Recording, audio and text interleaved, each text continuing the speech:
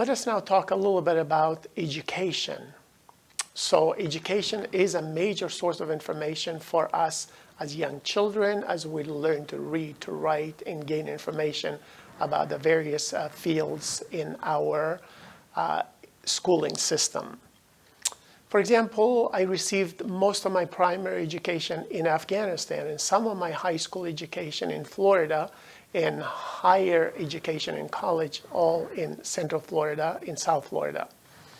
So where I took class about American history and other classes in social sciences about science in general, I think about what I learned and did not learn about the world from the information I received while attending school. There may have been some very important information excluded from my education, whether it was in the US or in Afghanistan. Let's explore some of the possibilities.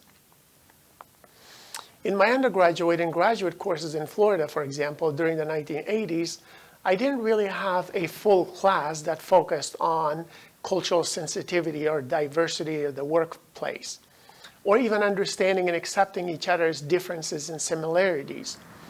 So I studied much of the literature about management and leadership. However, to my knowledge, not many of the books were written by, for example, Asians, Native Americans, African Americans, or Latinos who were a major part of the workforce then and even today, especially in South Florida where I live and work. Most of the authors were from the Anglo-Saxon background, which taught us how the dominant and prevailing culture sees leadership and management issues within the context of our workplace. So again, the principle of social similarity encouraged people to study one method or one methodology and continue reinforcing the same research over and over because the authors were obviously all from the same culture, from the same research background, and they shared similar experiences in upbringing during their socialization years. In many cultures, management styles are very different than those of the American culture. Therefore, a manager who uses a participatory style of management, which is obviously the usual way of management in most Latin and Asian countries and even African countries, may seem somewhat weak to an American because he or she doesn't appear to be aggressive or decisive as a manager in those other cultures. So Americans may see that as weak at times. While education is a major source of information, it may not always give people the whole picture. Here's what I'm asking you to consider. I'm asking you to consider this question, reflect on it.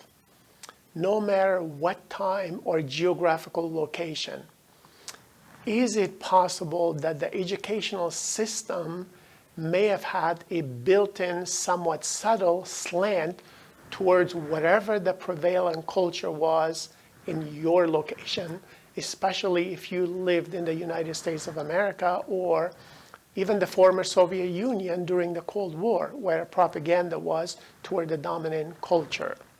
Let us look at peers or our friends and how they influence our behavior on a day-to-day basis. As you know by now, English is not my first language. It's not even my second language. It is my third. However, I've always had an accent improvement opportunity since I was actually 5 years old, brought up in Afghanistan. I had the same problem when speaking my first language, which is Persian or Dari, with people in Afghanistan because people in different provinces had different dialects, different accents, and used some words in a different context. So at age 5, when I moved from the small city rural area where I was born named Hoshi of Logar, I moved to Kabul where I started going to school, which was the city area, so it wasn't rural. So in Kabul, living there at the age of 5, obviously kids were used to different vocabulary. Kids spoke differently, used words differently, and at times with a totally different meaning and accent. So because of my accent and not knowing the local words, I was oftentimes ridiculed by some children and constantly corrected by teachers.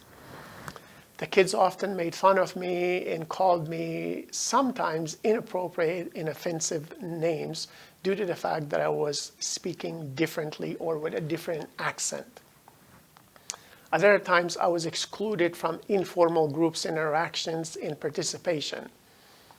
Now imagine how it made me feel as a young child. As a young boy growing up, that thing called peer pressure was very real to me and obviously to many others and perhaps to you in different stages of your life. Peer pressure seems to never go away and follows us throughout life. So even as adults, we still have the concept of peer pressure influencing our behavior. There are many examples of peer pressure, for example, in the movies. Think about Waterboy, where the football players are making fun of Adam Sandler, the water boy who has a mental disability and acts differently than everyone else. While only one person starts the thought of bothering the water boy, everybody else goes along with the instigator for some cheap laughs. Another example of peer pressure in racial discrimination can be seen in another popular movie called Dragon, the Bruce Lee story, where Jason Scott Lee is called offensive names by one individual in the gymnasium, and everybody else seems to support it or go along with it.